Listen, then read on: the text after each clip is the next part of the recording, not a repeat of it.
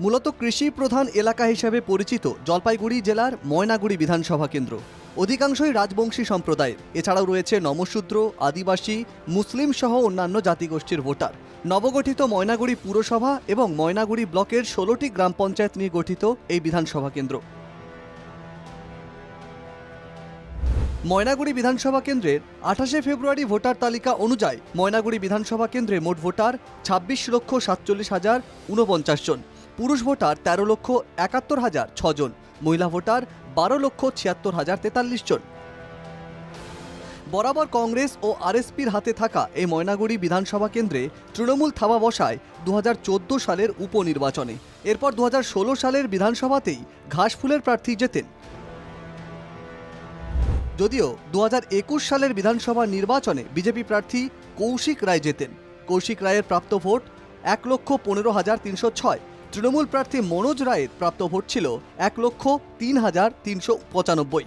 RSP প্রার্থী নরেশচন্দ্র রায়ের প্রাপ্ত ভোট ছিল 5,760। 2011 সালের বিধানসভা নির্বাচনে পশ্চিমবঙ্গে তৃণমূল সরকার গড়লেও ময়নাগুড়িতে জিতেছিল আরএসপি। পরে আরএসপির জেতা প্রার্থী অনন্তদেব অধিকারী 2014 তৃণমূলের হয়ে যেতেন।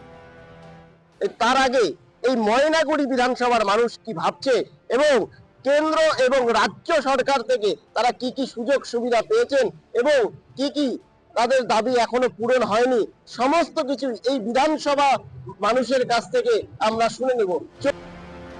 ভোটারদের একাংশ গত 5 বছরে বিজেপি বিধায়ক কৌশিক রায়কে দেখেননি। এলাকায় কোনো উন্নয়নও বিধায়কের তরফে হয়নি বলেই অভিযোগ ভোটারদের একাংশের। সুবিধা তো সব কিছুর থেকেই আমরা তো পাচ্ছি, মহিলারা তো সবই পাচ্ছি। কি কি পাচ্ছেন? আমি লক্ষ্মীর ভান্ডার পাই। আর এমনি সরকারি ঘর বা অন্য কিছু? সরকারি ঘর ওই 14 সালে কি 15 সালে আমার হাজবেন্ড পাইছিল। সরকার নিরাপত্তা বা অন্যান্য বিষয় মহিলাদের জন্য ঠিকঠাক আছে এই সরকার?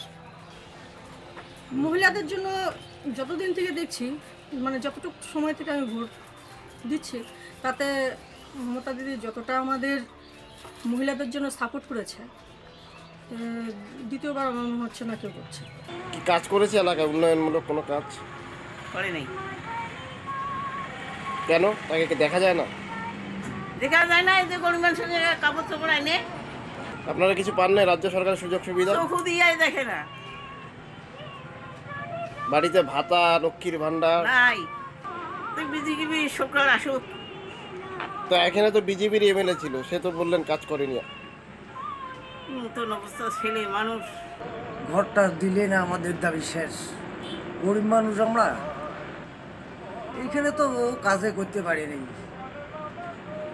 খালি এমনি মন্ত্রী ওই এমএলএ হয়ে আছে, ওই রাজ্য সরকারের ভাতায় একটা পাচ্ছি। ভাতা পাচ্ছেন? কত টাকা করে পান? এখন 1000 টাকা করে দেয়। কবে থেকে পাচ্ছেন ভাতা? ওটা বামের আমল থেকে পাচ্ছে।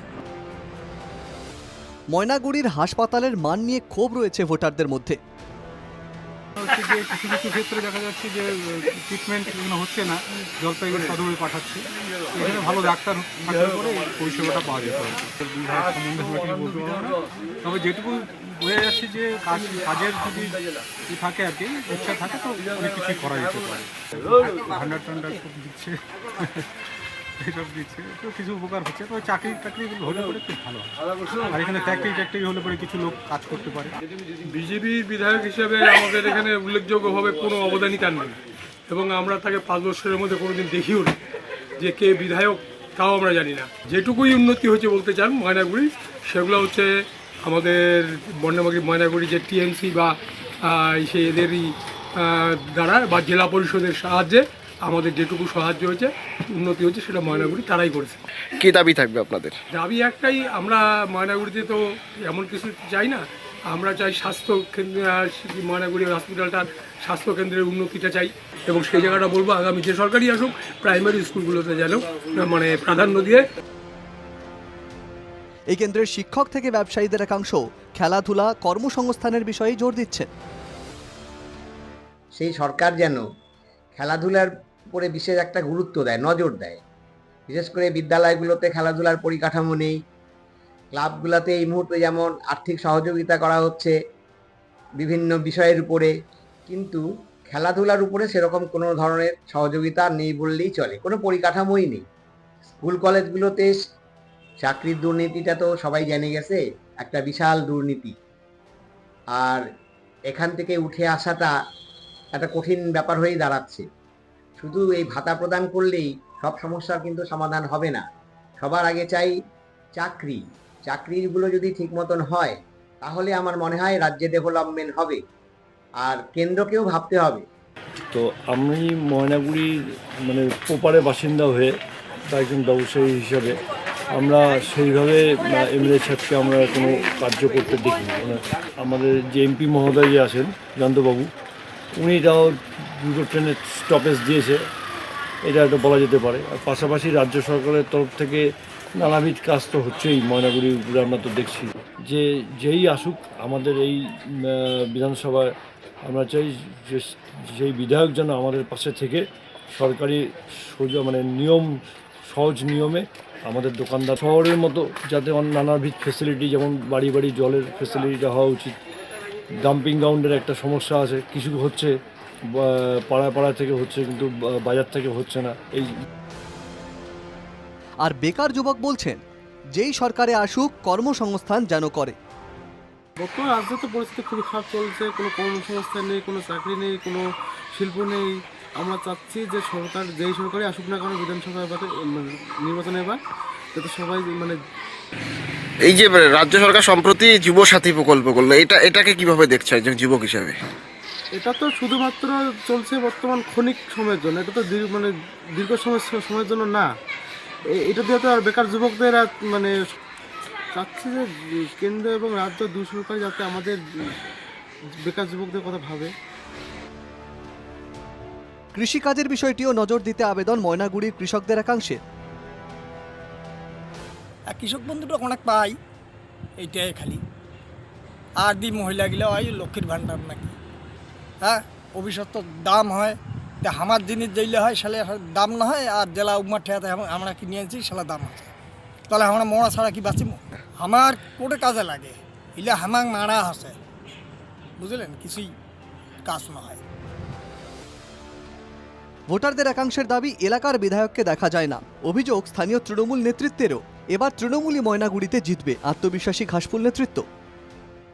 বিধায়ক, বিজেপির যে বিধায়ক 5টা বছরে তাকে ময়নাগুড়ির আমজনতা কোনোদিন তাকে গ্রামীণ এলাকার রাস্তাঘাট থেকে শুরু করে যোগাযোগ ব্যবস্থার প্রভূত উন্নতি আমরা করতে সক্ষম হয়েছি। বিধানসভা নির্বাচনে আমরা নিশ্চিত যে মমতা ব্যানার্জির মনোনীত প্রার্থী ময়নাগুড়ি বিধানসভায় বিপুল ভোটে জয়যুক্ত হবে। গত নির্বাচনে ভাবাবেগ আবেগের ভোট ছিল, মানুষ গুজবের ভোট, গুজবে মানুষ ভোটটা হয়তো একপাশে হয়ে গেছিল। একসময় বামেদের গড়, গতবার আরএসপির হয়ে ভোটে পরাজিত নেতা বলছেন আবার বামপন্থাকেই বেছে নেবে মানুষ। বর্তমান যে রাজনৈতিক অবস্থান চলছে, কেন্দ্র এবং রাজ্য কোনো দিশাহীন রাজনীতি চলছে। এই দিশাহীন রাজনীতিতে মানুষ এখন বলছে যে বামপন্থাই ভালো, বামপন্থাই মানুষ পছন্দ করছে। গত বিধানসভার পর থেকে অদ্যাবধি যে আমাদের এলাকার ডেভেলপমেন্টের যে কাজ, সেগুলো কিন্তু আমাদের চোখে, বিশেষ করে আমার চোখে পড়ছে না। ধরুন বিভিন্ন রকম লক্ষ্মী ভাণ্ডার মহিলাদের, তারপরে বিভিন্ন রকম পেনশন আদি, এসব নিয়ে কাজ করছে।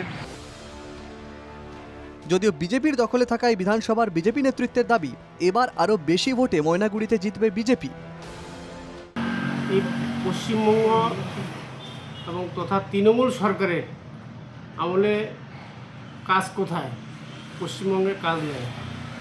আমরা বিরোধী দল, মানুষ আমাদেরকে আশীর্বাদ করছে, আমাদের যতটুকু করার এই সরকার যতটুকু কাজ দিয়েছে ততটুকু করেছে। এই সরকারের আমলে বিরোধী এমএলএ বা বিরোধী এমপিদেরকে কাজ করতে দেয় না।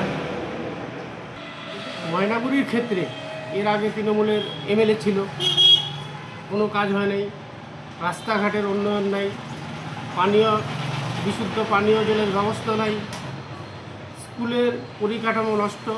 আজকে স্বাস্থ্যের বেহাল অবস্থা। ময়নাগুড়ি বিধানসভা ক্ষেত্রে আমাদের যেই প্রার্থী হোক না কেন, আমাদের প্রার্থী এর আগের থেকে বিপুল হারে আরও বিপুল ভোটে জয়ী হবে।